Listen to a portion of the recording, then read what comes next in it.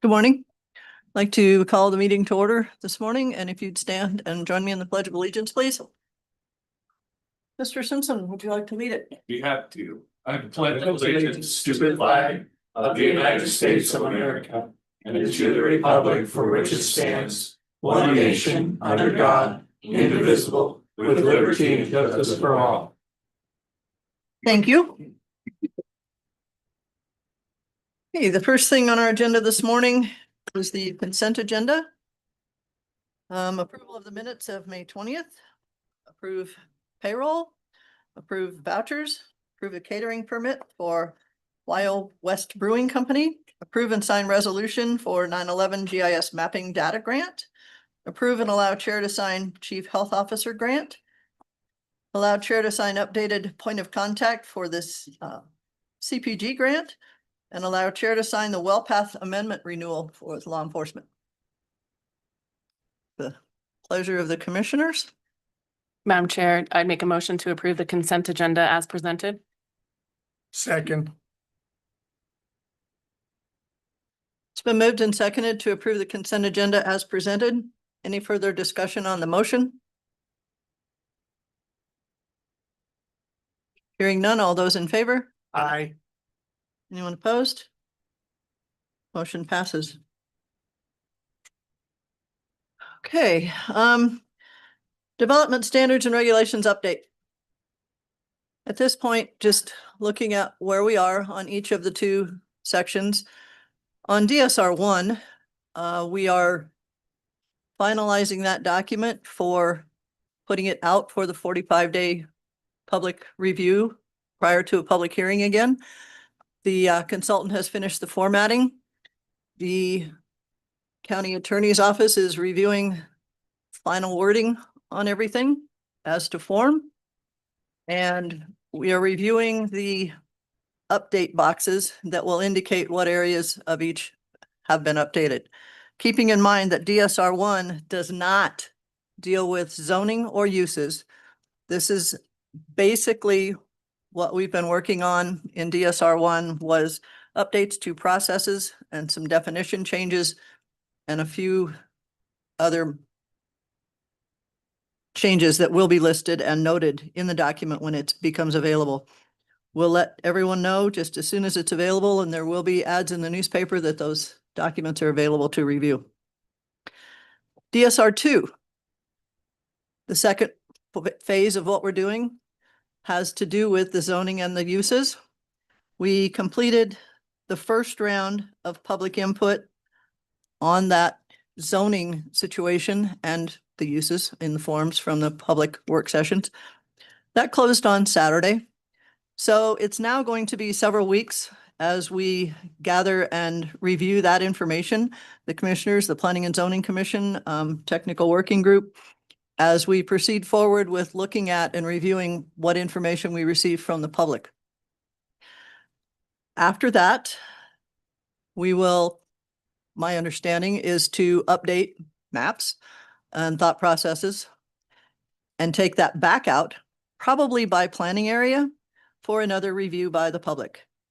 So looking at that, probably July or August, not sure how soon we're going to be able to get through all that, but that will be the next step on DSR 2.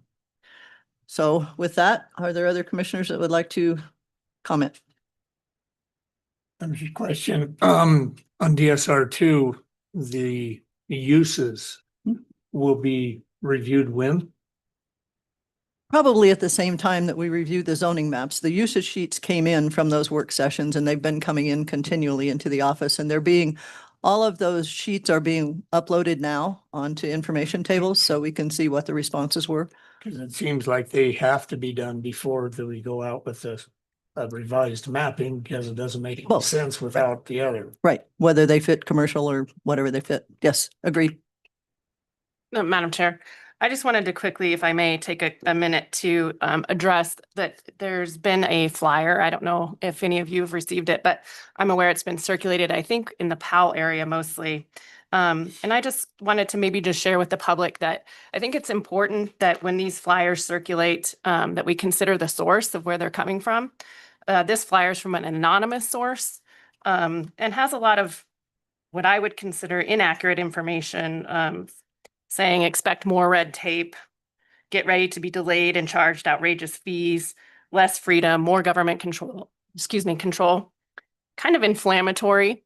I would just encourage the public to really go through the regulations and the zoning and uses themselves, read through them. And for me, as a commissioner, what's most helpful for me is if you provide specific examples of things that you consider to be problematic in your planning area, and solutions. So if you have a concern, bring a specific concern, bring a solution. I received a very thorough document yesterday from a landowner that had specific concerns and addressed specific solutions. And I consider that super helpful. So I just wanted to put that out there. I know this flyer is circulated.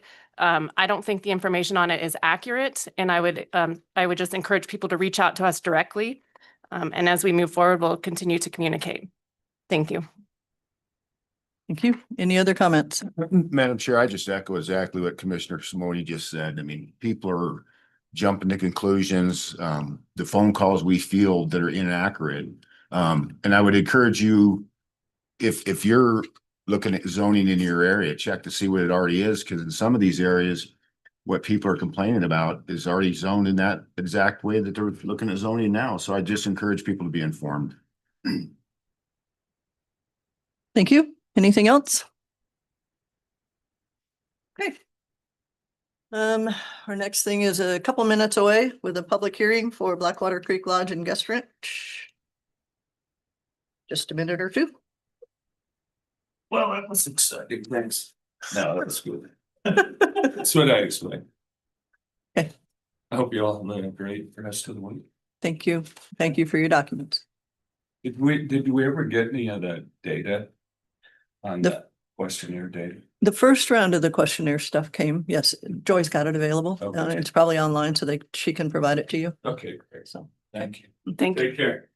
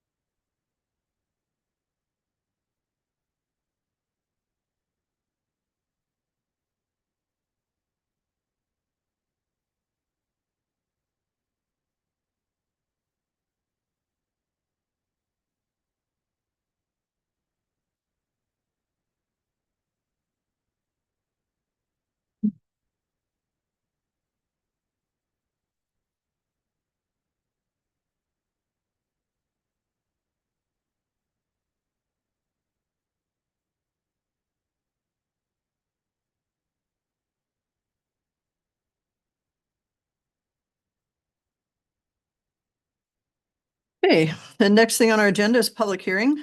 Carrie Smith, Park County Clerk's Office. Public hearing regarding Blackwater Creek Lodge and Guest Ranch LLC for a full retail liquor license. Great. Thank you, Madam Chairwoman and Commissioners. I am Carrie, Park County Secretary Deputy. On May 5th, 2025, a representative of Blackwater Creek Lodge and Guest Ranch LLC, also known as Blackwater Creek Ranch, dropped off a full retail liquor license. This will be a prorated license. It'll go from June 4th of 25 until July 24th of 25, when the rest of the Park County full retail liquor licenses come up for renewal. The application was approved by the Wyoming Liquor Division. They said it was all good. I looked up and they are in good standing with the Wyoming Secretary of State's office. They do have a current Forest Service lease, and it does stipulate that they can do the sale of alcohol. All the fees have been paid. The business is in good standing with local law enforcement. And I will return it back to you for consideration. Okay. This is a public hearing, so I would ask if there are any public comments on this application. Yes, sir. Madam Chair, thank you. Just you'll see their application again at your next meeting for renewal. Okay. So this application and the renewal application kind of have to run concurrently. Because their license is only good through July, so they need to be in a renewal state as well as the initial application. So Okay. just if there's any question about that, when you see your packet for the 17th, that would be the Blackwater Creek renewal application at the same time. Yes, thank you. Thank you. Madam Chair, do all those come through consent agenda then on the 17th? Madam Chair. Commissioner Mangle, no, that's a separate public hearing. Each one is, All, One hearing. all at the same. okay, but it's all public hearing. All of Okay. our. Thank you. Again, this is a public hearing. Is there any public input? For the third time, is there any public input? Madam Chair, I move we close the public hearing since there's no public. What about Zach? He's public. There you go. Have a motion. Do I have a second? Second. A motion, and a second to close the public hearing. Any discussion on the motion? Hearing none. All those in favor? I, Anyone opposed? Motion passes. It's a pleasure of the board. Madam Chair, I move to approve Blackwater Creek Lodge and Guest Ranch LLC for their full retail liquor license. Second. Been moved and seconded to approve Blackwater Creek Lodge and Guest Ranch for the full retail liquor license. Any further discussion on the motion?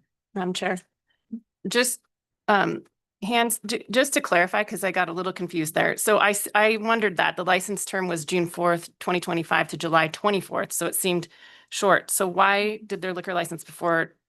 Is it not a full year? Or how does that work? So Blackwater Creek sold last year, and it took them a long time to get their Forest Service lease approved. They're a little behind at the Forest Service, which is understandable, but They want to operate from now until. July. 5th. Oh, okay. Otherwise, they wouldn't be able to operate until July 25th when the rest of the application. So this is this is not a standard. This would normally not happen, correct? these Like normally it'd be a full year. sorry, these happen fairly regularly. It's just whenever someone comes in for the first time for a full liquor license, we just prorate it from the day of the hearing until they renew again. Okay. It's true that the liquor license has to be changed officially, not just when ownership changes. Is that right? Okay. Madam Chairman, that's correct, yeah. So when ownership changes and the new owner want a liquor license, then we have to transfer the liquor license from the old owner to the new owner. And so, yeah. Okay. And there's never works out where there's not an interim period where we have to approve a license for a prorated time frame. Okay. And Thank you. so where a new license is $800 for a year, this is what, Carrie? This one, just for the prorated fee, is just over $100 at $111.78. Okay. Plus publishing fees. Thank you. Does that Yep. make sense? Yep. Thank you. Thank you. Any other discussion on the motion for approval? Hearing none. All those in favor? I, Anyone opposed? Motion passes. Thanks, Carrie. Thank you.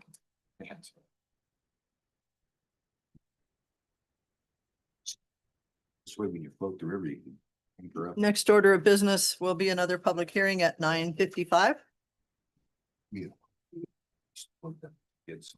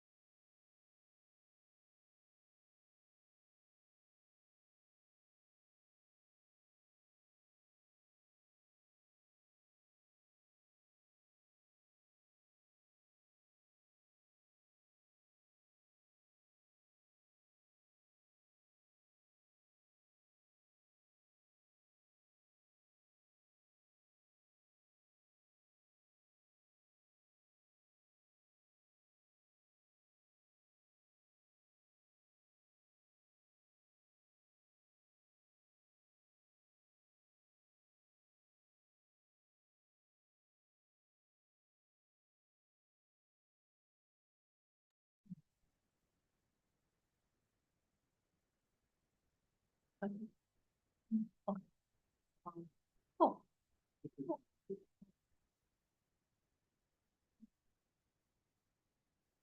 you.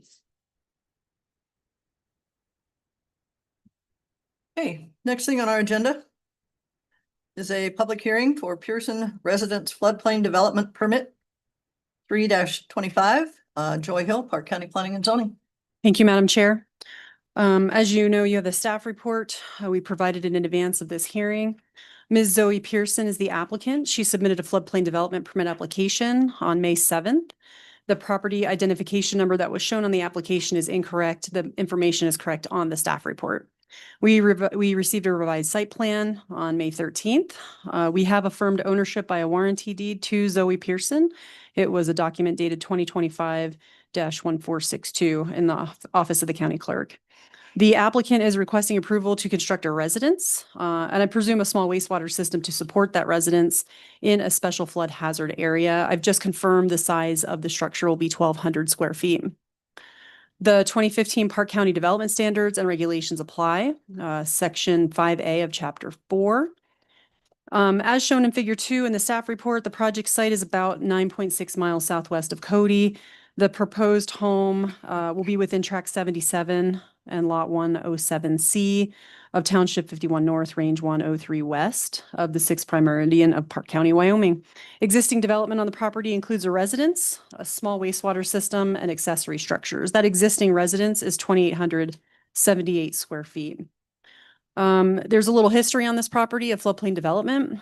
The county records show that elevation certificates and correspondence from the late 90s through 2002 relating to the construction of the home and garage on the property indicated a base flood elevation of 5,454.6 feet. This was determined by the county with evidence from a licensed professional engineer. The elevation of the top of the bottom floor of the existing garage is 5,455 feet, which as you can see is above base flood elevation. There are maps provided for you in the staff report. Neighboring land uses, according to the assessor's office, are primarily residential and agricultural. Project details, the applicant proposes to construct a 1,200 square foot single family residence. No details about the size were provided other than what I just obtained from a family member moments ago. The application did not indicate a small wastewater system, but I believe it will be required. So I would like to include that in this approval.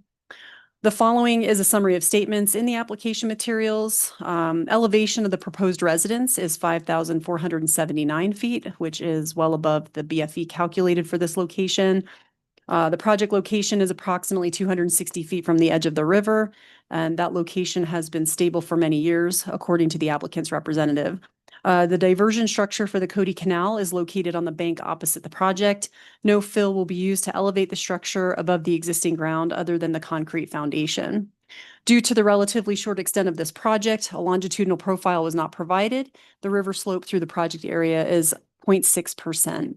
Base flood elevation was calculated based on the field survey and flow data from USGS, a nearby gauge, using the slope area method. The main floor of the proposed structure will be located a minimum of 19 feet above the BFE. The bottom of the crawl space will be located 15 feet above the BFE.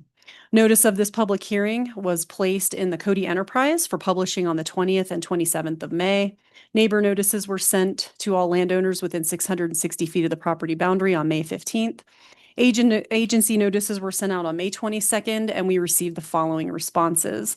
In an email on May 23rd, the Wyoming Department of Environmental Quality summarized the notifications, permits, and certificates required for various activities that may impact surface or groundwater. In an email dated May 27th, Wyoming Game and Fish Department noted they have some wildlife concerns with this project. They recommend avoiding human activity from November 15th through April 30th. They recommend residents or occupants of the development review the Wyoming Game and Fish Department Bearwise page on their website. They address specific concerns relating to riparian habitat, habitat alteration, plants, garbage, domestic pets, and more. In a May 27th email, the U.S. Army Corps of Engineers indicated they received notification of the project but provided no comments or further information. Responses have not been received from County Weed and Pest, but just yesterday in the evening, we did receive the county engineer's response, and I'll just quickly read it into the record.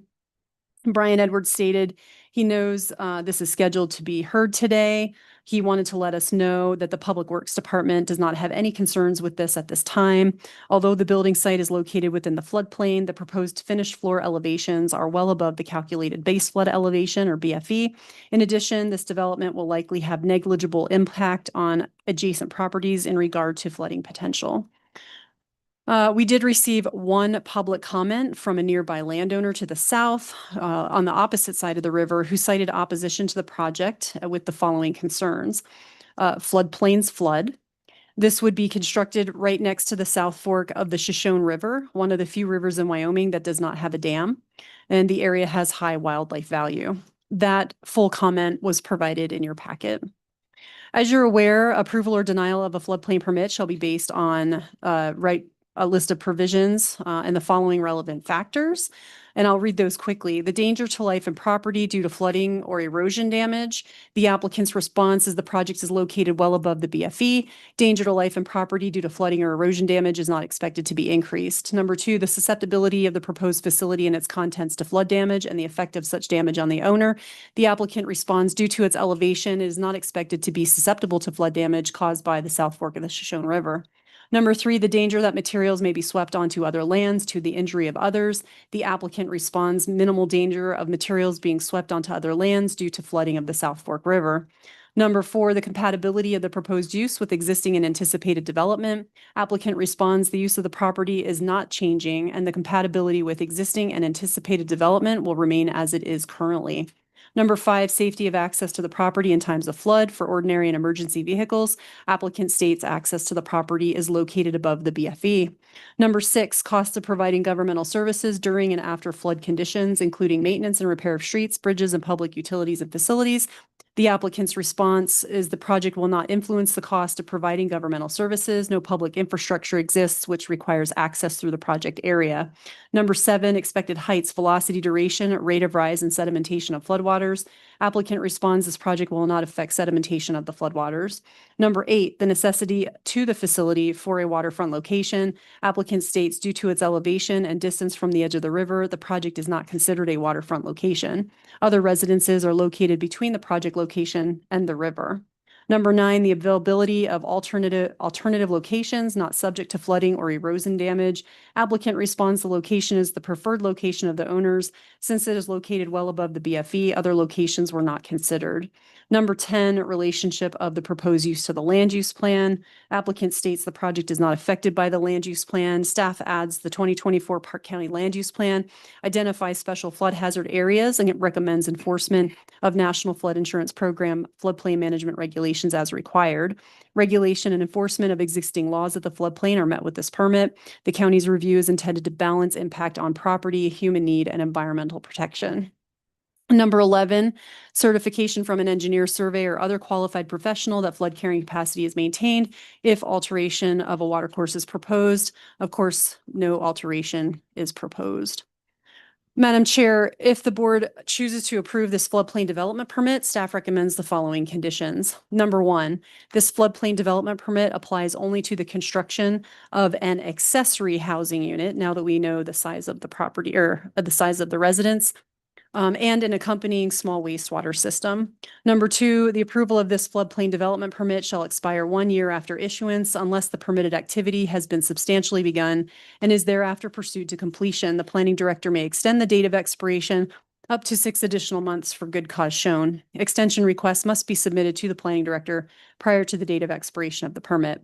Number three, the applicant shall obtain an approved building/zoning permit for the residence and an approved small wastewater system permit from the Planning and Zoning Department prior to commencing construction. Number four, county personnel may conduct site visits during or following the completion of construction. The applicant shall notify the floodplain administrator when project work is complete and provide photographs of pre and post construction conditions. Number six, any changes to the proposed project or development in the floodplain that are not expressly addressed by this permit shall require a separate floodplain development permit. And number seven, the applicant shall otherwise comply with the Park County, Wyoming 2015 development standards and regulations and any applicable state or federal laws. Madam Chair, I stand for questions. Any questions at this time? Madam Chair, in condition one, if I'm concerned of the word only is secondary housing and small wastewater. I guess my question is access. Does that include the road? It's already there, I believe, and we can ask the applicant. I don't know that there's any additional Is- construction proposed. There's no additional need to improve the road access to this property, to the residents? Will be a shared driveway. Okay. Any other comments at this time? Hearing none, this is a public hearing. I would ask if there was any public in attendance that would like to comment on the floodplain development permit request.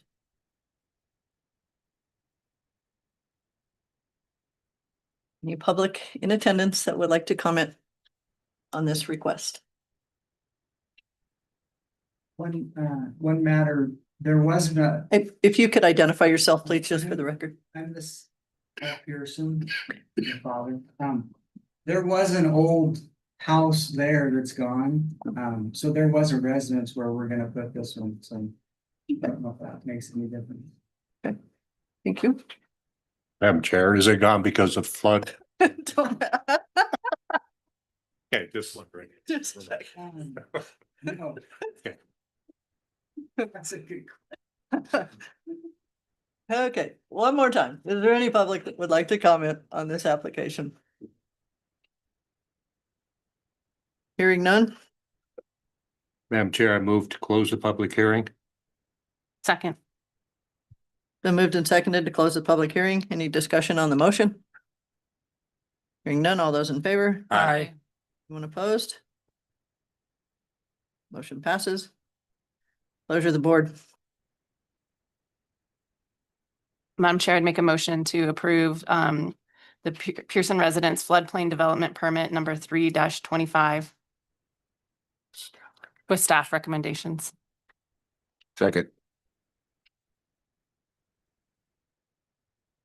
Been moved and seconded to approve the request, Pearson Resident Floodplain Development Permit 3-25.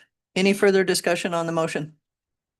Madam Chair, just to the public comment, I'm comfortable with this. They've demonstrated that they're above the baseline flood elevation or whatever the BFE acronym. I might not have gotten it exactly correct, but I think they've demonstrated and done due diligence, so I am comfortable with it going forward.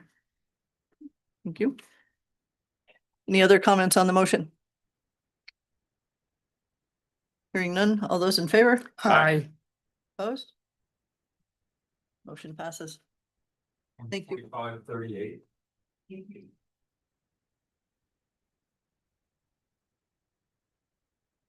Okay. Have a good day. Thanks. We are on a break until 10:25 and we have another public hearing.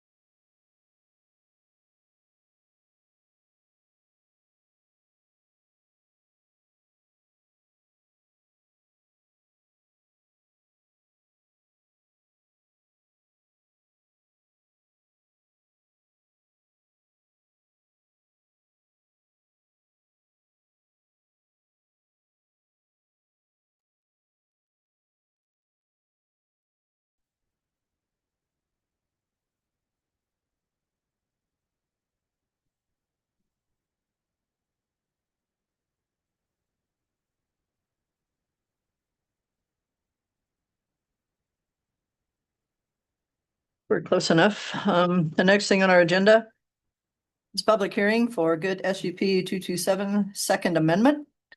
Jenny and Erica from the Planning and Zoning Office will present. Thank you, Madam Chair. Chris and Mariah Good submitted a special use permit application to request approval of a second amendment to Good SUP 227 to add a 1,200 square foot storage building for equipment in support of the existing fireworks storage and distribution operation, classified as a major wholesale business under SUP 227. And SUP 227 was approved originally on March 15th in 2022 by resolution 2022-29. On March 19th, 2024, the board approved the good SUP 227 amendment by resolution 2024-11. This amendment added a 4,800 square foot storage building for equipment in support of the existing fireworks storage and distribution operation. Condition number 11 of the resolution of approval states that any change in the use to include but not limited to retail sales, manufacturing, expansion of storage or business facilities, etc., shall require an amended SUP or a new SUP if permissible. The amendment does not require site plan review. The property is located approximately 3 miles southeast of Garland on the north side of Highway 14A with an address of 127 US Highway 14A Powell. The property is located in a GRP zoning district, and major wholesale business uses are not permitted in the GRP zoning district. However, the board granted a variance to the goods to allow a major wholesale business use in GRP by way of resolution 2021-58 in August of 2021. Neighboring land uses are primarily a mixture of residential vacant land, and ag. The closest neighboring residence is approximately 435 feet northwest of the west end of the warehouse. And within 1 mile east of the property line are 2 large rock product mines. The property is developed with a permitted residence and septic system, in addition to the warehouse and 18 storage containers associated with approved SUP 227 and a 4,800 square foot storage shop. The site plan shows the proposed 30 by 40 storage building and the existing development on the parcel. Legal notice requirements were met. The application was forwarded to relevant agencies. They responded as follows. Park County Treasurer stated the property taxes are paid in full. The Department of Fire Prevention, Electrical Safety stated no plan review will be required through the State Fire Marshal's office. YDOT stated the existing access is currently permitted as a commercial access and they will not require an application for a change in use because of this addition. Game and Fish has no terrestrial wildlife comments. Park County Public Works stated they do not have any concern or comments as it relates to the amendment. Park County Fire District 1 can provide fire suppression. Garland Light and Power have no comments or concerns with the project. Park County Weed and Pest will not require a long-term noxious weed management plan. No public comments have been received. When the board approved SUP 227, they concluded that the use was in harmony and compatible with surrounding land uses in the neighborhood and would not create a substantial adverse impact on adjacent properties. According to the applicant, the proposed addition will not intensify the existing use. Adequate services and infrastructure are available. There are no specific criteria for the proposed use in the regulations, and the use is not in any overlay district. Should the Board of County Commissioners approve the second amendment to good SUP 227, staff recommends the following conditions, which include carry forward the conditions of the original SUP approval. And Erica is actually going to read the conditions for us. Thank you, Jenny. Madam Chair, condition number 1, Park County noise, lighting, and other nuisance regulations shall apply. Number 2, the applicants shall comply with any Wyoming Department of Transportation rules with regard to access and parking along US Highway 14A, which may include applying for additional permits. Number 3, the applicants shall comply with all applicable rules as amended of state, federal, or local agencies pertaining to the use, storage, transportation, and disposal of fireworks or other hazardous substances associated with this use, including but not limited to Bureau of Alcohol, Tobacco, Firearms, and Explosives, International Fire Code, National Fire Prevention Association, Occupational Safety and Health Administration, Consumer Product Safety Commission, etc.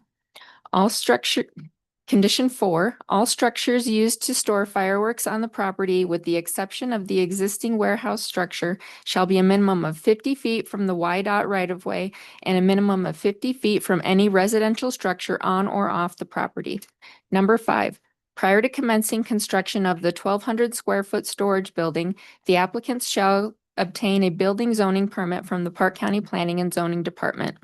Number 6, the applicant shall obtain a building zoning permit for the 4,800 square foot storage shop used to store equipment on the property. Number 7, the applicants shall not store, distribute, or launch, demonstrate, display fireworks on the property at any time. Number 8, the launch, demonstration of fireworks is prohibited within 150 feet of an occupied space or structure. Number 9, the applicant shall not utilize the property for retail sales purposes or to operate a storefront on the property at any time. Number 10, the applicants shall comply with recommendations of the Park County Weed and Pest. Number 11, any change to the use to include but not limited to retail sales, manufacturing, expansion of storage or business facilities, etc., shall require an amended SUP or new SUP if permissible. And number 12, the applicants shall otherwise comply with the standards in the Park County Development Standards and Regulations. We stand by for questions. Thank you. Any questions at this time for staff? We don't get a lot of, we get a few amended SUPs, and I guess, and I understand the conditions as listed.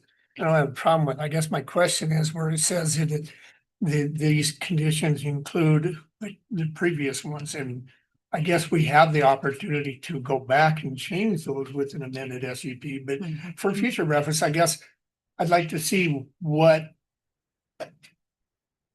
the existing conditions were for an SUP, and if there, and separate any additional conditions for the amendment. You know what I'm saying? Okay, so maybe. So which ones are, or originally it doesn't really tell me. I can go back and look.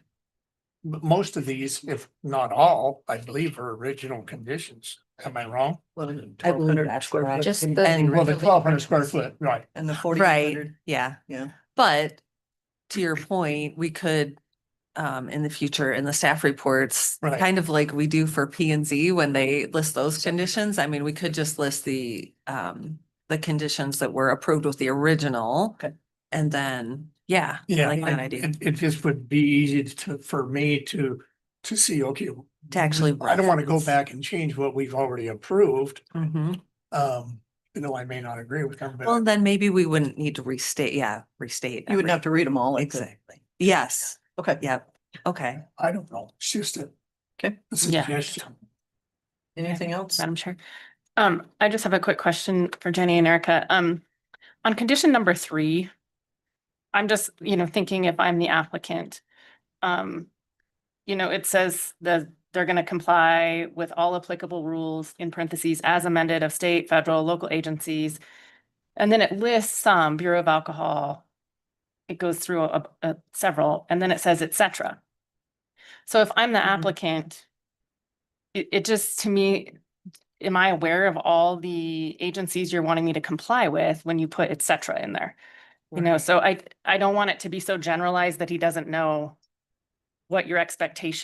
what our expectation is, because you could add to this and he doesn't know. So how you put him in a position to not be able to comply because And I think, It's not the listed. intent is if we're unaware of something, I mean, he probably is aware of, of what he needs permitting for. I think it's meaning if there's something, that we've missed, but maybe we should.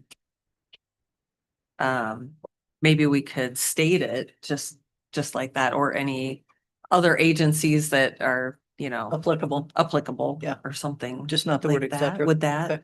I think that Be would better. help. I just And think we could it's change that on this, or or get rid of it, or. We can do that. Let's see if there's public comment first. And see if we don't want to reword that one. So this is a public hearing. Is there any public here that want to comment on this request or an amended SUP? Madam Chair, just a question for the applicant. You, on the fire suppression, you have your own plan, I'm sure, don't you? As far as if there's a fire out there, do you have a plan? Yes. Yes. Yes, we do. The fire marshal has been there. We have extinguishers at every door. That's basically all we have to have a water suppression system. It's not a public building. So yes, we have our own fire suppression. And you have to go through, of course, Park County, and I suppose the closest one would be Powell. Wouldn't the closest one be Byron, though? I mean, out of Bighorn County, if you had to call a fire truck in? No, there's no fire department in Byron. Oh, okay, I thought they had one truck. Lovell would have to dispatch. Okay. But no, it's Powell, and Powell is aware of, I've talked to the chief, and that's part of the condition of the ATF or the fire marshal. If you would state your name for the record, Oh, please. sorry. Rick, Okay. the- The applicant, yes, sorry. Thank you. Okay. Any public comment? For the third time, is there any public comment on this request? Madam Chair, I move to close public hearing. Second. Been moved and seconded to close the public hearing. Any further discussion on the motion? Hearing none, all those in favor? Aye. Anyone opposed? Motion passes. Madam Chair, Yes, sir. I have a question for Mr. Good. On condition 7, applicants shall not store, distribute, or launch to demonstrate, display fireworks on the property at any time. In visiting with Mr. Good when I was out there, part of his business is demoing for customers and clients that come out there. So I would ask Mr. Good, what kind of a problem would that put on you? Thank you, Commissioners. You can, Chris, good. Typically not, because we don't necessarily do, we don't have customers that buy Class B fireworks or display wire fireworks from us.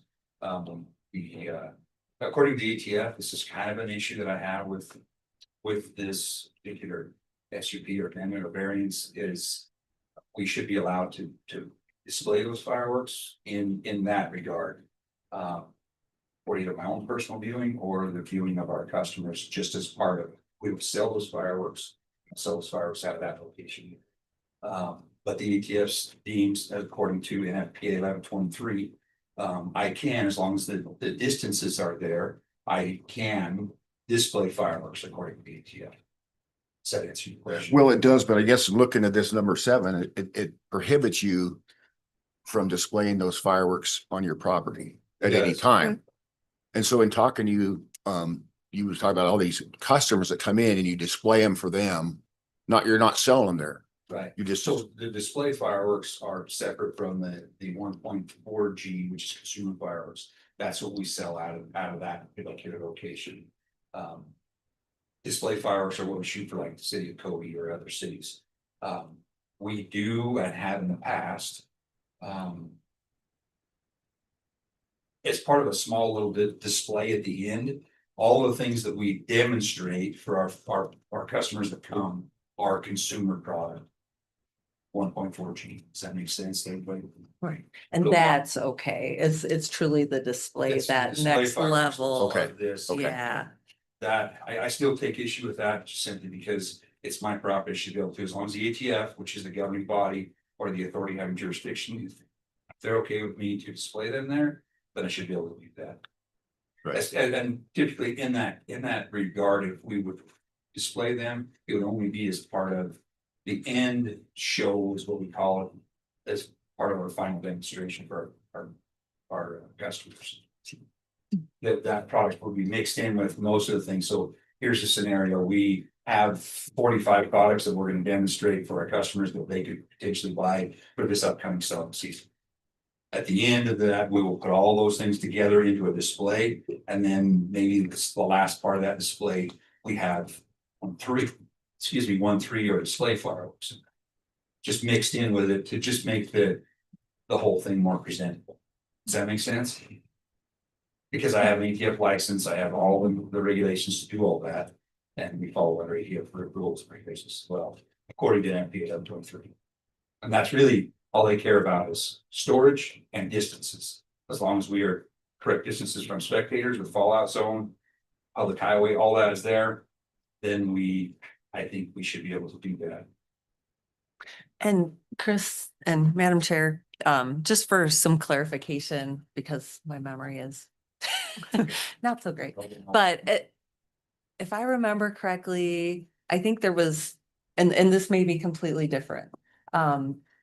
Because I think it was maybe advertised and there was one time where display fireworks maybe were displayed, and then it created a big draw of people and people all along the highway and parked and whatnot. But is that different from what you're describing? No, it was the same thing. We did the same thing back, Okay. it was COVID year, I think, when I talked about it. Right. Okay.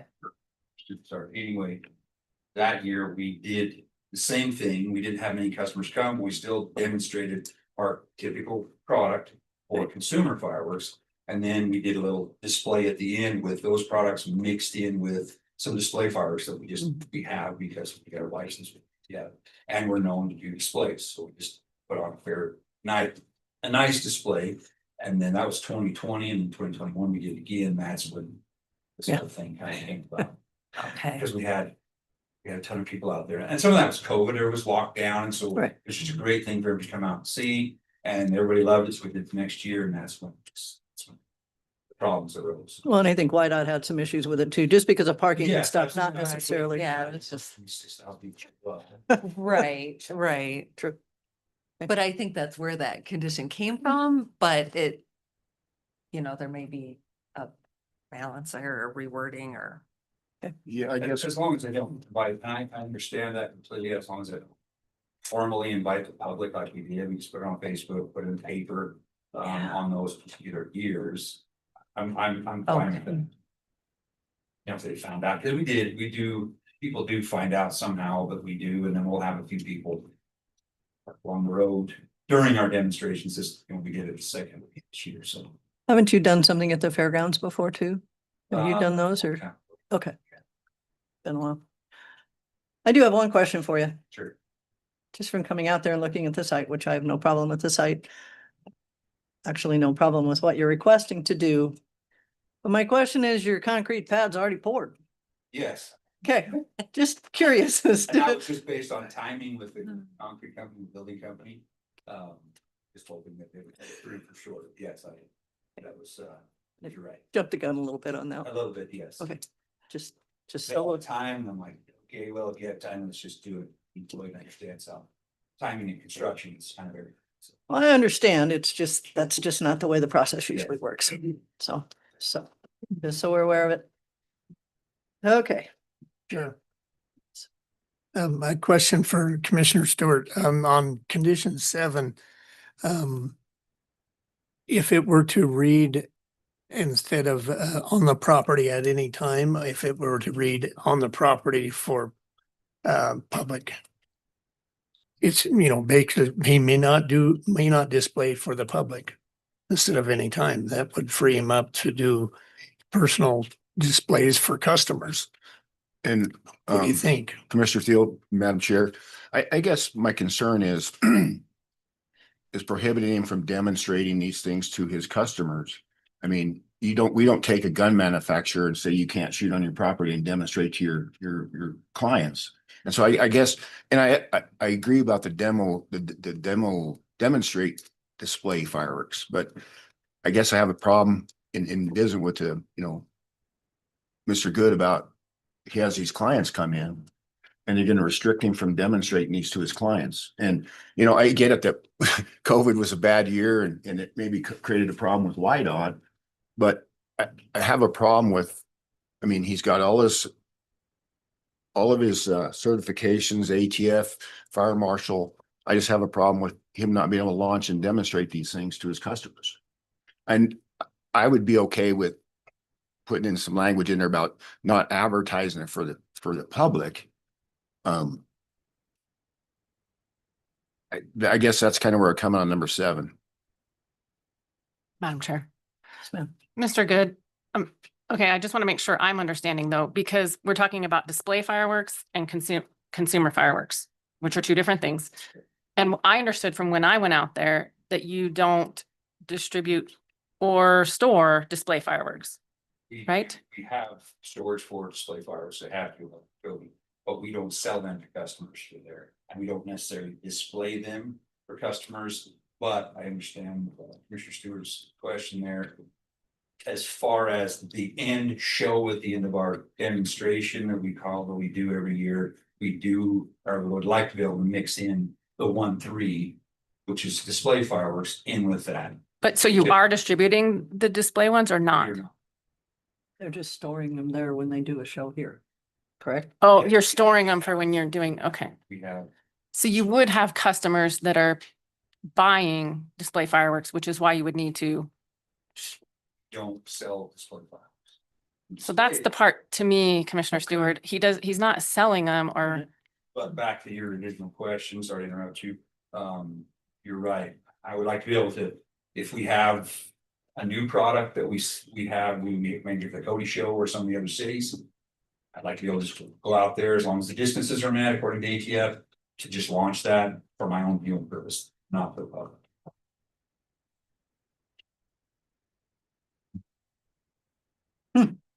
That's restricted to that. So, Says at any time. Madam Chair, Yes, sir. I would like to take a stab at this. If I could, I would move to approve good SUP 227, modifying condition 7 to read to strike at any time at the end of that condition to replace with for the general public. So they would then read, the applicant shall not store, distribute, or launch, demonstrate, displayed fireworks on the property for the general public.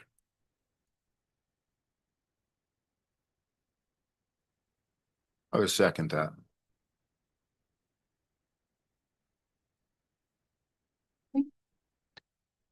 Have a motion and a second to approve the requested amended SUP with changing the language in number 7 to read, the applicant shall not store, distribute, or launch, demonstrate, display fireworks on the property for the public. For the general public.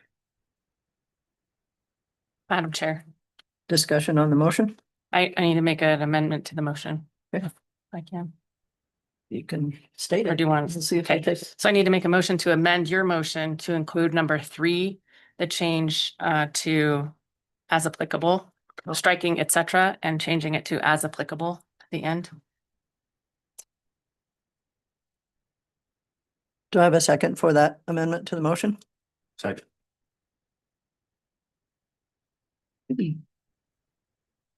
Any discussion on the amendment motion? Hearing none, let's vote on the amendment. All those in favor? Aye. Opposed? Amendment passes, then we'll go back to the original motion that deals with approval of the request, including the change in wording on number 7 and now number 3. Any further discussion on the total motion? Madam Chair. So are we, the general public, so are we, how are his customers are not the general public at all? No. That's an interesting, an interesting concept. I understand where the question comes from. But you're talking about a particular client that is looking for a particular item for their show. Yes. So it's not the general public being invited. It's not anybody can stop by there and want to see some fireworks. It is a client that is looking for a particular customer product. Madam Chair, then I have a follow-up question. Okay. How are we expecting the planning department to police that? So, and I'm not saying, I don't know how, I'm not saying that he's going to do that, but I'm just asking, how are they supposed to manage, let's say someone complains, let's say that there's a bunch of people parking and YDOT starts asking. So how is the planning and zoning department supposed to determine who's the general public and who's his customer? I just, for that purpose, I'm just asking how we envision that.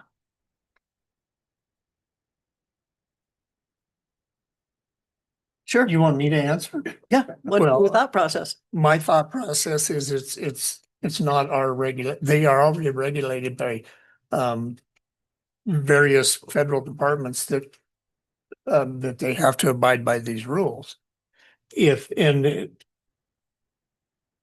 We can't, and I don't know that we should. But it's our condition. We're the ones putting the condition on there. If Mr. Good advertises for a public display and charges admission, then he's in violation. Sure. That's true. If he is just demonstrating for wholesale customers, that's his business. I don't disagree, Madam Chair, Commissioner Teal, I don't disagree. I understand what you're saying. I'm just asking if complaints come in, it just puts You're not an gonna extra stop. workload You're on. not gonna stop people from sitting out on their deck across the highway and watching what's happening if they know that it's happening, but Right. he has a business to run and he should be able to do under the regulations that actually govern him, not at the county. I mean, the county can put conditions, but I think hindering him by not being able to display when the Bureau of Alcohol, Tobacco, Firearms and Explosives allow him to do it under certain conditions already, Mhm. that we shouldn't be stepping in saying, no, you can't do that. When he's not in violation, as long as he doesn't open it up to the public for viewing. Madam Chair, You can't keep people from watching something. Commissioner Teal. So I don't disagree. I totally agree with you on the business side of this. But it was not advertised, this SUP amendment was not advertised to the public in that, it was advertised as a 1,200 square foot addition for storage. This is a deviation in my mind a little bit, that now we're talking about display fireworks, which was not what the intention of the original amendment was applied for. And so I don't feel like we don't know what the public's gonna say. What if I don't know, are display fireworks louder, longer, brighter? You know, I don't know if that was the actual intent of the application, nor was it presented to the public in that way. So I don't know, we don't have any public comments on the storage unit, and that's what applied for, that was what was applied for. That's what the amendment was listed as. But Madam Chair, it is still listed as a condition under the current amendment, so. All of the conditions All that of were the approved conditions. are there.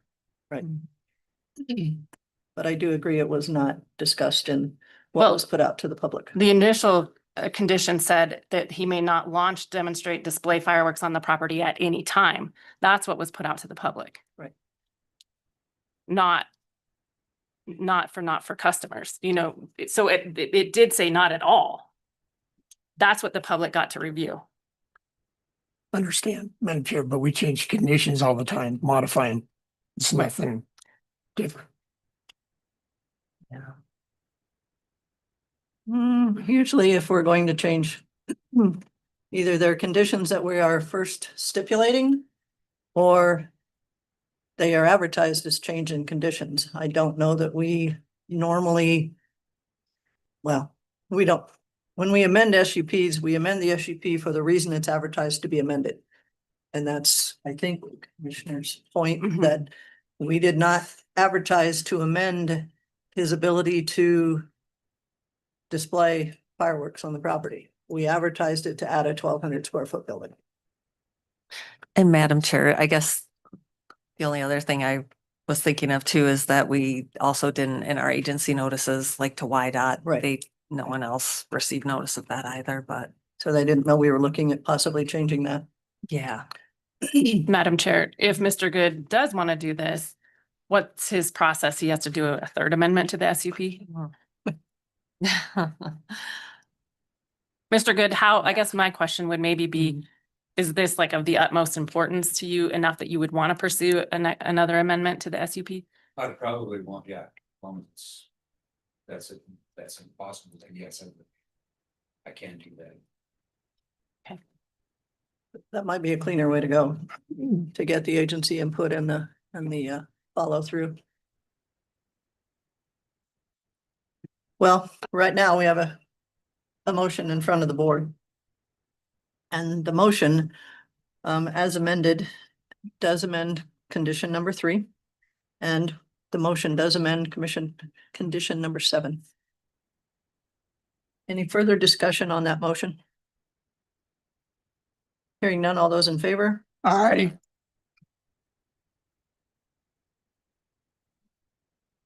Anyone opposed? Opposed. For the reason on the record, just for the reasons stated, not because I'm against you being able to do it, but I just don't think it was advertised to the public that way. Okay, motion passes. So that does change that condition and condition number 3. Okay. Okay, Is there a problem with amending it again? no, Okay. no, and you don't have to now because passed. the motion passed. So we amended it for you. Thank you. Thanks, Chris. Thank you. Thank all of you that came out too. Appreciate that. Nice facility, It by is the a way. nice facility. Very nice. Yeah. Thank you. All right. 25, 30. 39. Thank you. Okay, running a little behind, Travis Ball. Oh. There he is. The next thing on the agenda is open and review sealed bids for scrap metal recycling at Cody Powell and Clark landfills.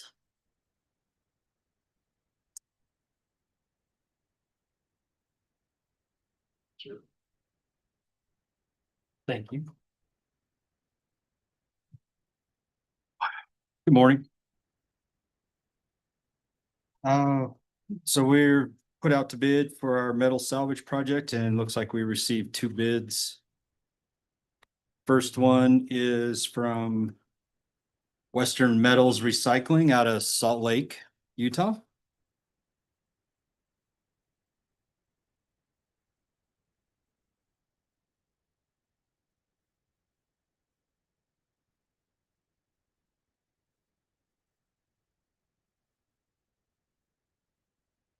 And their bid amount is $91.51 per ton.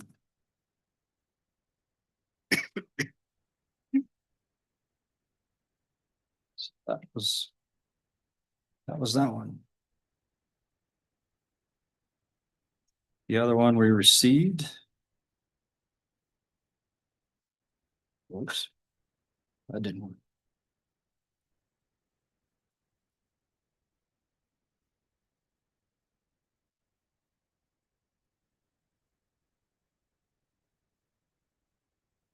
Is from contractor CK Civil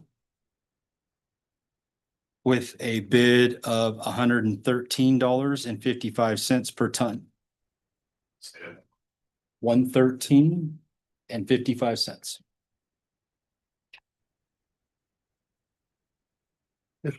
Madam Chair, excuse me, the thing that always gets a little tricky on these is that Wyoming preference, especially if you're thinking backwards, because we're wanting the highest Gaining. highest price because CK Civil's the highest. I think it makes it simplifies things, and they are, an in-state and a Park County contractor, but they also are given the best price. So I think it makes it real easy. So I think really not much to review on our end that we would recommend to award to CK Civil. Yes.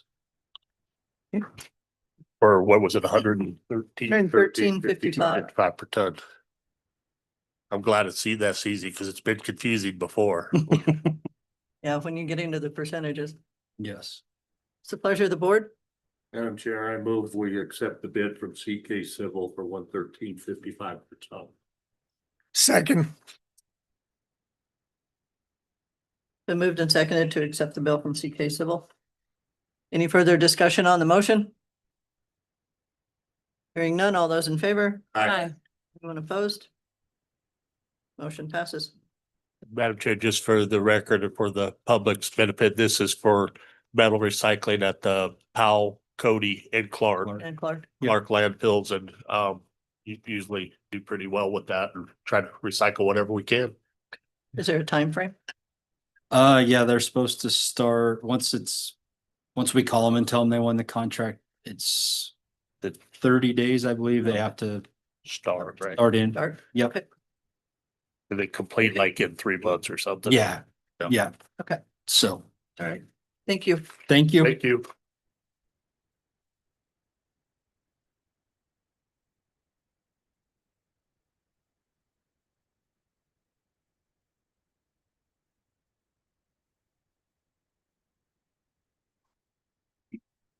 Back, there they are.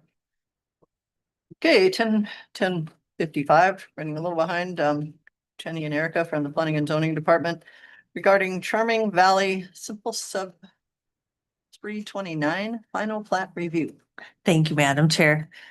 Mark Rentschler submitted a final plat application to request approval of final plat to divide an approximately 34.61 acre parcel into one 7.91 acre lot and one 26.7 acre lot for residential and ag use. The proposed subdivision is a simple subdivision.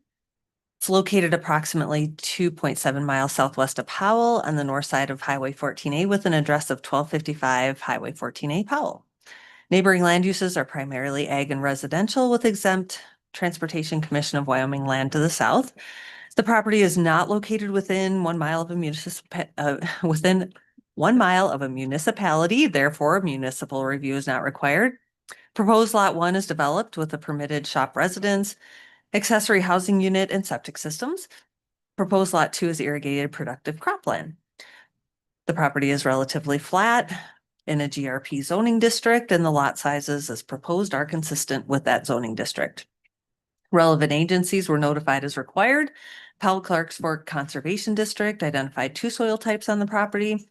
Both soil types are rated not limited regarding dwellings with or without basements and small commercial buildings.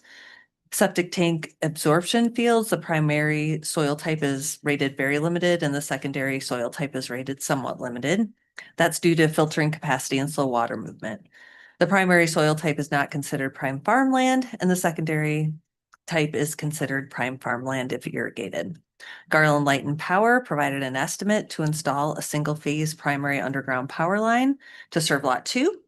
Fire District Number 1 stated they can provide fire suppression to the property, requesting all access points be constructed to accommodate their equipment. School District Number 1 would be able to pick up and drop off students. MDU can provide natural gas service. U.S. Postal Service can provide mail delivery. Shoshone Irrigation District had confirmed that they were working with the applicant on a water distribution plan, and we now have an approved water distribution plan. TCT has the availability and capacity to provide service. Park County Weed and Pest will not require a long-term noxious weed management plan. They do recommend their best management practices. Park County Treasurer stated taxes are paid in full. Game and Fish have no terrestrial wildlife comments. Park County Public Works, in their preliminary response, stated there's an existing county road right-of-way that's 60 foot wide, which is currently being used by 2 existing residences.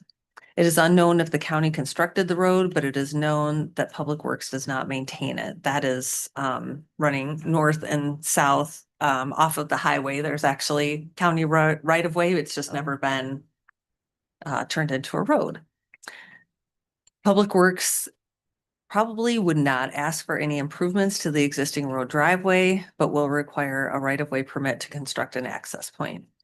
Once another residence uses that right-of-way, then they would need to deal with the naming of the road or adding it into the road system as a county road name.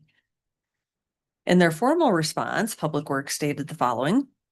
The subject parcel has legal access from Highway 14A by direct frontage and also that 60 foot wide Park County Road right-of-way. They do not maintain the existing roadway within the right-of-way at this time.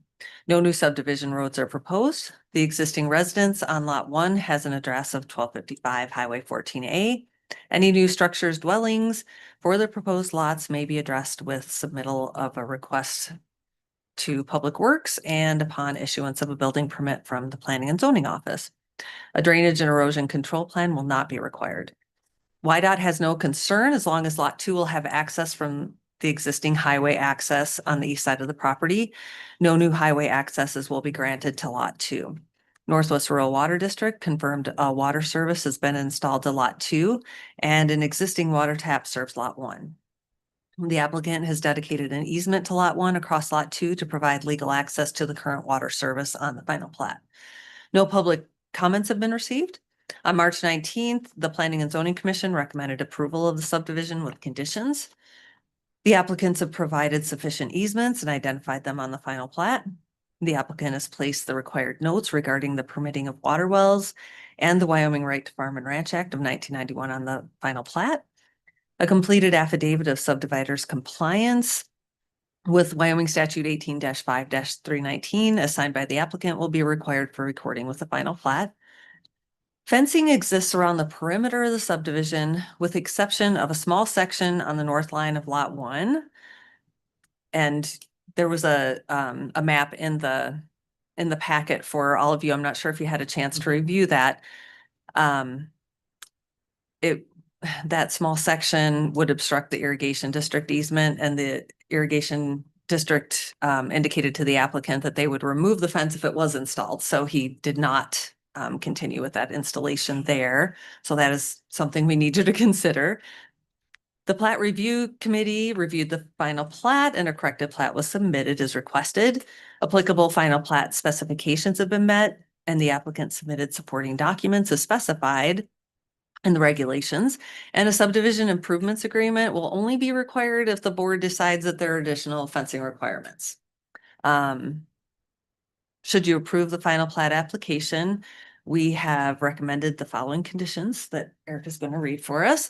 And then one of those conditions regards fencing and an SIA. So that may be stricken if you're okay with that.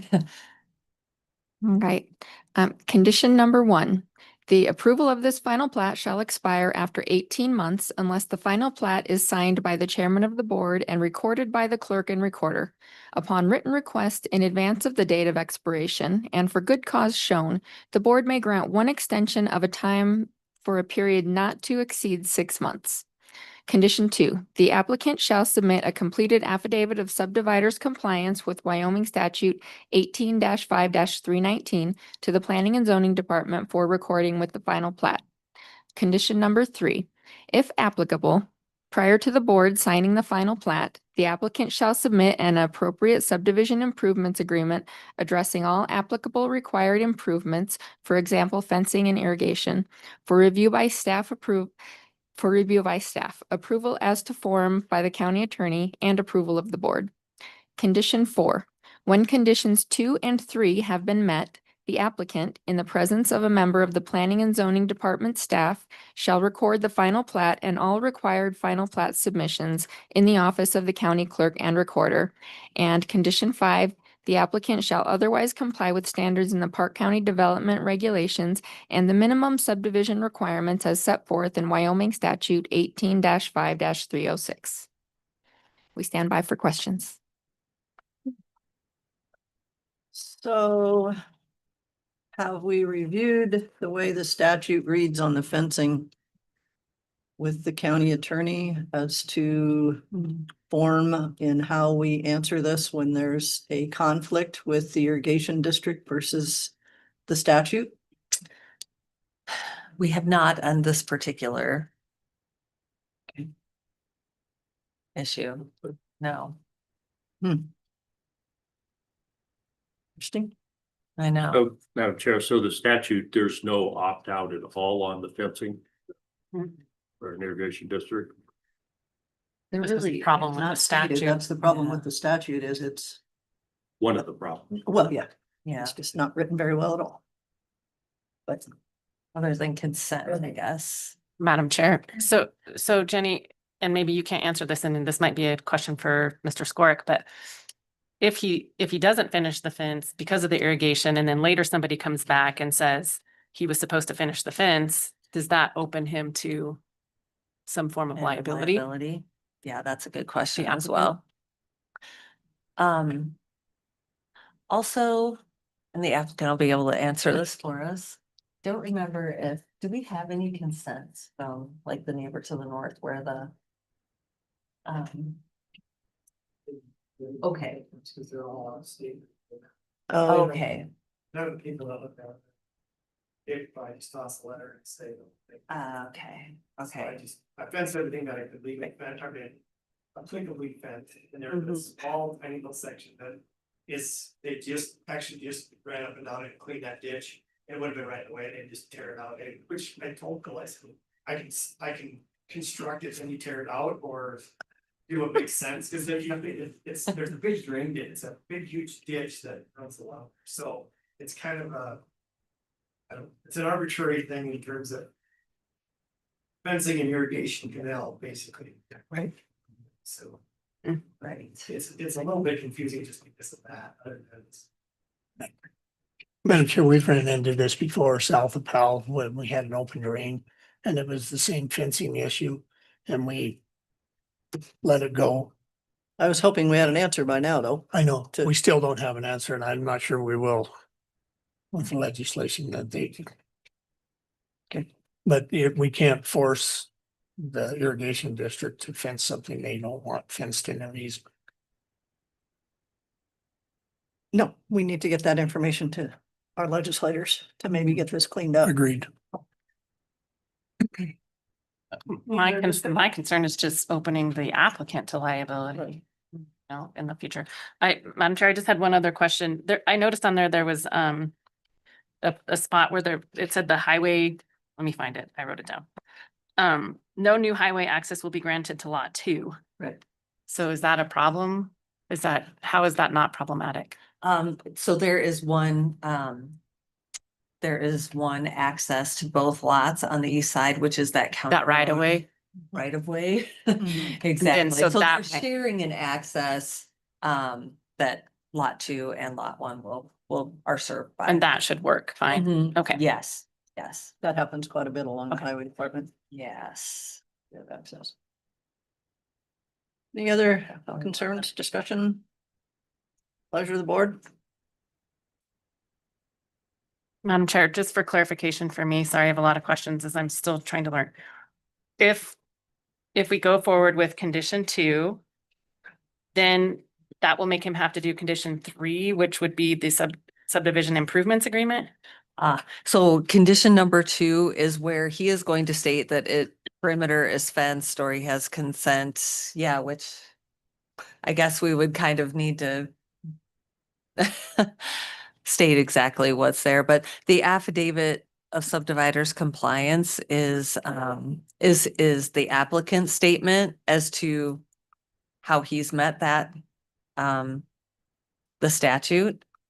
So that still will be required no matter what. Okay. Number 3, if you're okay with the fencing, we can strike that. And then we would also need to change number 4 so that it just reads when condition 2 has been met.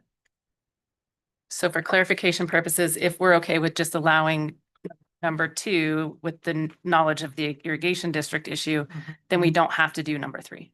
Correct. Okay. And that affidavit of subdividers compliance could just make that statement that Yes. 95% is fenced, other Right. than where the irrigation district insisted that no fence be placed. Mhm.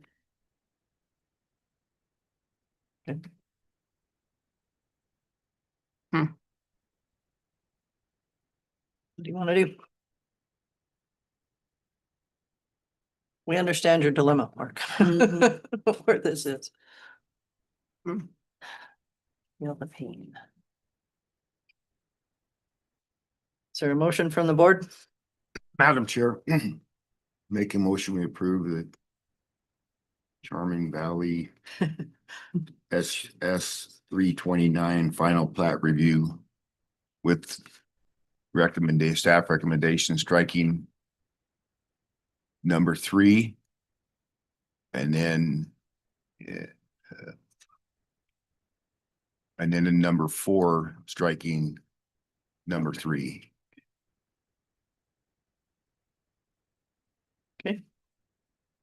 I'll second. A motion and a second to approve the Charming Valley Simple Sub 329 final plat with removing condition number 3 and rewording condition number 4 to remove the number 3 in the first part of the sentence. Commissioner, Madam Chair, I'm going to abstain from voting. I've been contacted if this were approved to install a septic system for the future residents. Seriously.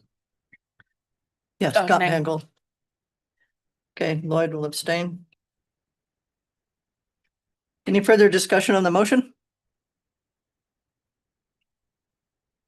Hearing none, all those in favor? Anyone opposed? Motion passes. Okay, Thank you. and you'll figure out how to word that affidavit. Okay, Yeah. I don't know how to word it. 40, thank you. All right, thank you.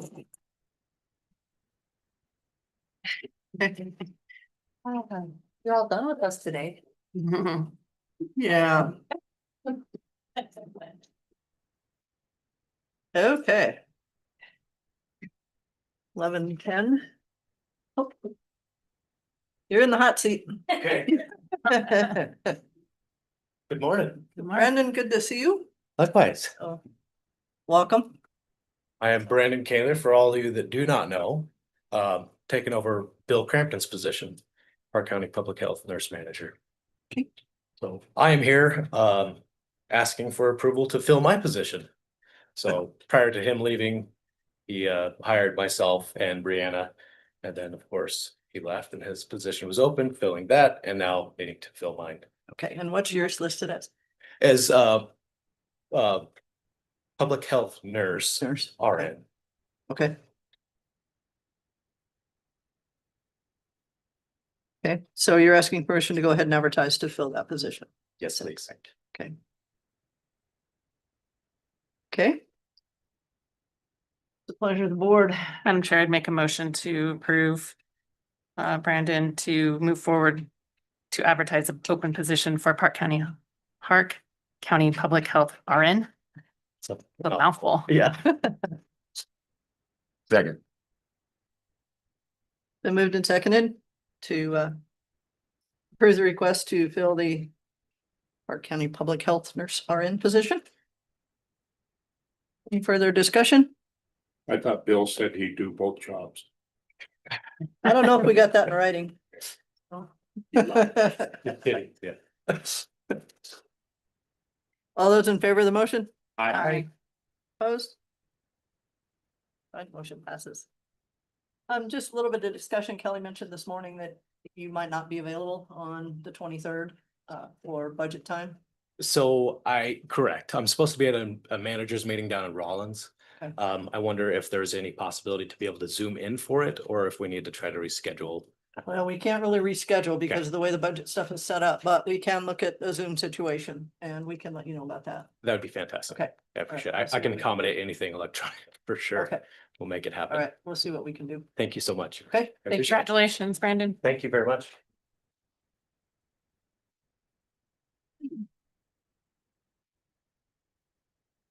Move to adjourn.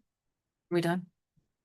Well, We need to make a decision on how we are determining to address the issues with the DSR.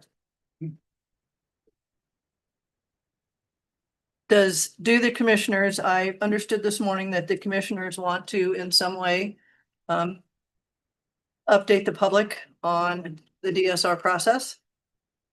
What is fact and what is fiction out there? And we were talking about whether we do an ad in the paper, whether we do a fact sheet. We need a decision on how we want to move forward with addressing some of these incorrect comments that are being said out there. Madam Chair, according to PNZ, is there gonna be an article coming out, Zach? With Joy? She said she had made some statements to, She did do a letter to the editor. okay, a letter to the editor. And then. Okay, so now that part might help. For. You tried. Got to buy an issue of the Pound Tribune to find out. The letter to the editor verifies Joy Hill's job description and involvement in this process. Where there is involvement. And where there isn't, it clarifies that the commissioners are the ones that interviewed and hired the consultant. The commissioners are the ones that budgeted in our land use budget for the consultant. That was not handled by Ms. Hill. So that needed to be clarified.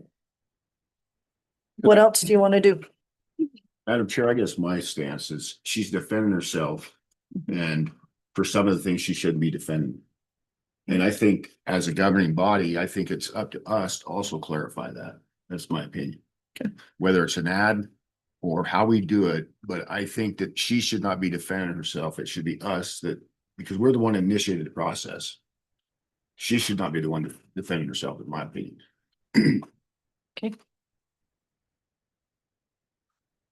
And I think that public awareness, and like I reached out to Dossie to come in and talk to us on the air on Friday. To expressly go after some of the misconceptions that have come out. And I think if we do like an ad campaign, I don't know what an ad would say in the newspaper, you know. But I think if we continue to have maybe the chair come out regularly, like Lloyd comes out once a month, that we can get more updates on what is going on and try to dispel some of the misconceptions that have been coming out. I don't know if KODI does stuff like that anymore. Only if we call them to set it up. Oh, okay. But I think if we get that information out on more of a regular basis. Okay. I think it will probably dispel a lot of the misinformation that is being paid for, that is coming out. So we can take advantage of free advertising. I'd be glad to do that. That's what the board wants me to do. Madam Chair. I think it's like a very complex process, this whole DSR, the regulations. People are confusing the land use plan, which was passed over a year ago, with the regulations. So there's obviously a lot of confusion in the public. And I agree with what Commissioner Mangold said. I think radio is a great way to get to people. I agree, print's a good way, but I would like to see us utilize social media a little bit, because that is where a lot of this talk is occurring. And I think if it's just a statement of fact, of information, and I don't know if we have Joy do that, or we have the chair, maybe it'd be better if it's Commissioner Overfield saying this is where we are, and we do that on our meetings on this, it comes out, but I don't know how many people are streaming that. I would like to see us maybe have a way of saying, this is where we are in the process. Okay. And it's detailed. So like a presentation, we've already passed the land use plan. People keep emailing about the land use plan. It's done. We're on the regulations, that we're still taking public input. I think what I'm getting reached out to is about zoning and uses and the word proposed, that these are proposed. And I think people are confused that we haven't proposed anything.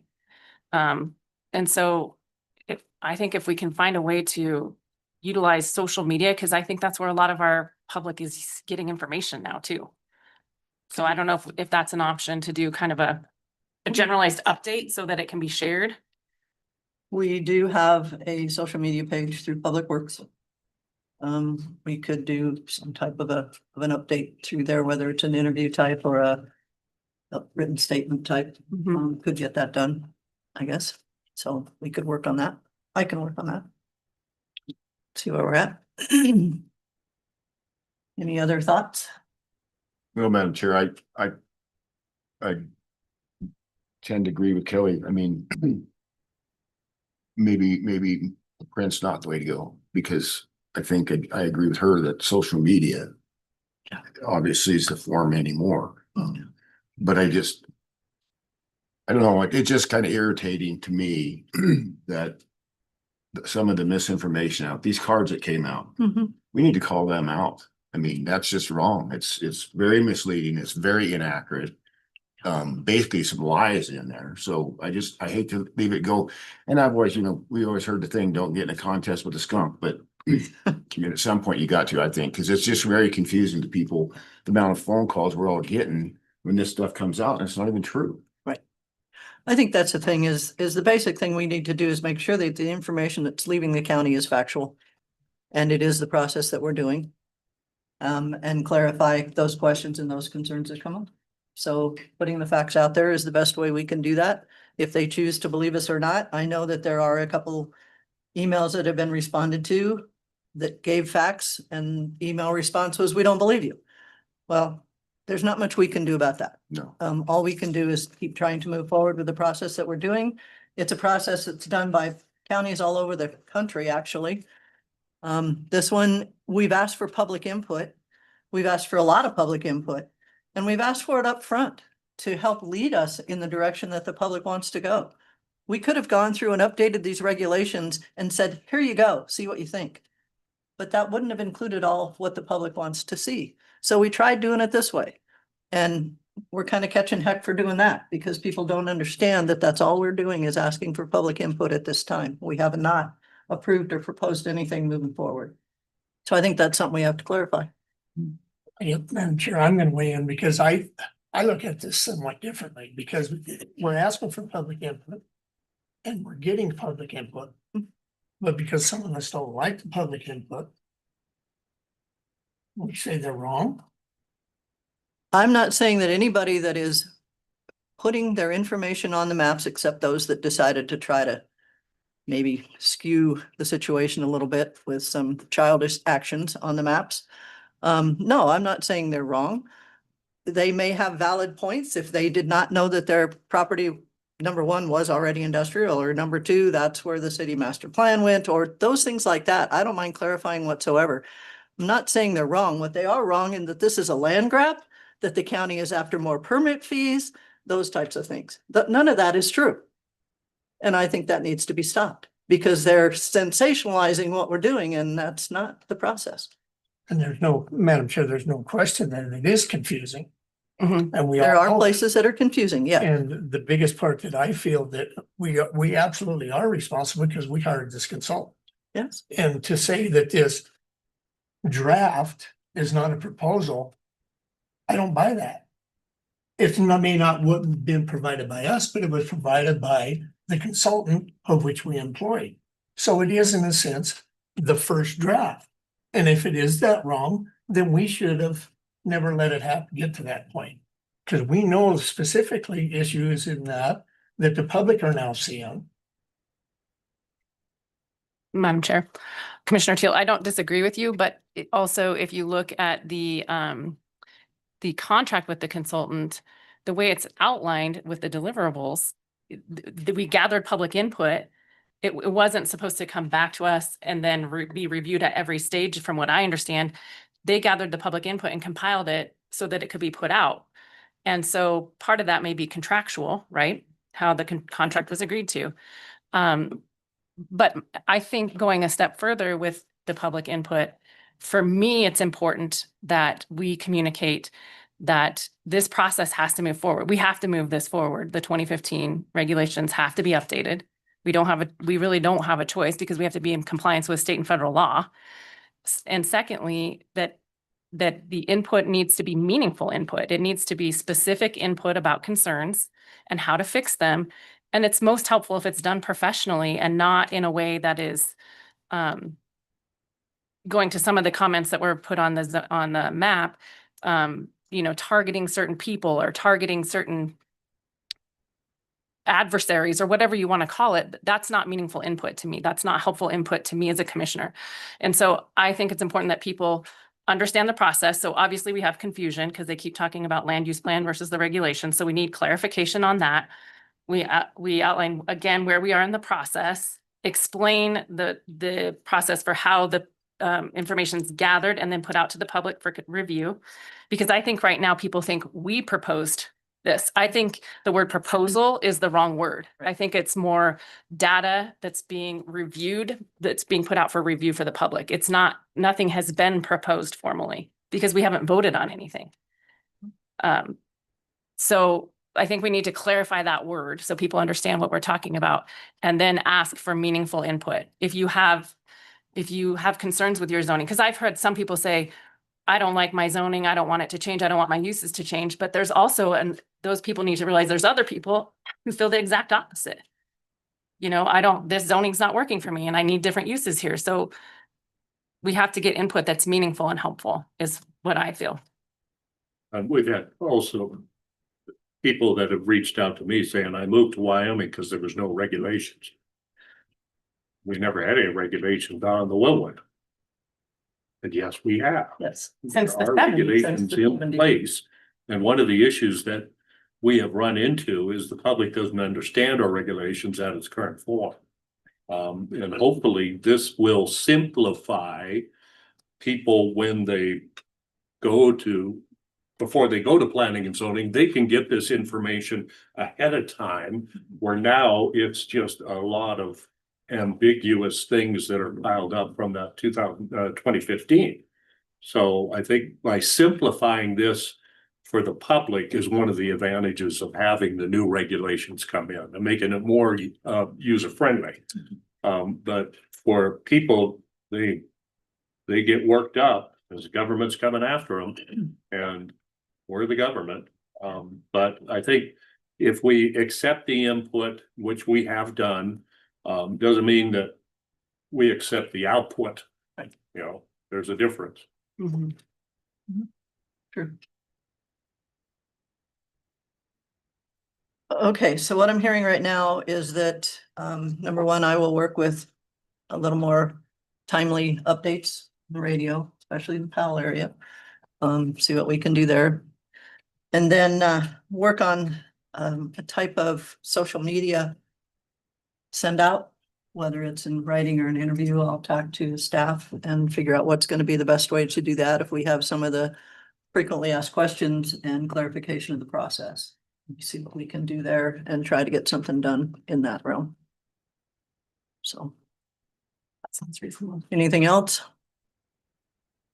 Madam Chair, Yes. move to adjourn. Oh, Second. okay. All those in favor of the motion to adjourn? Aye. Thank you. Motion passes. I don't know how to get information out to Mark. What do you get, staple something to a sheet? Oh, I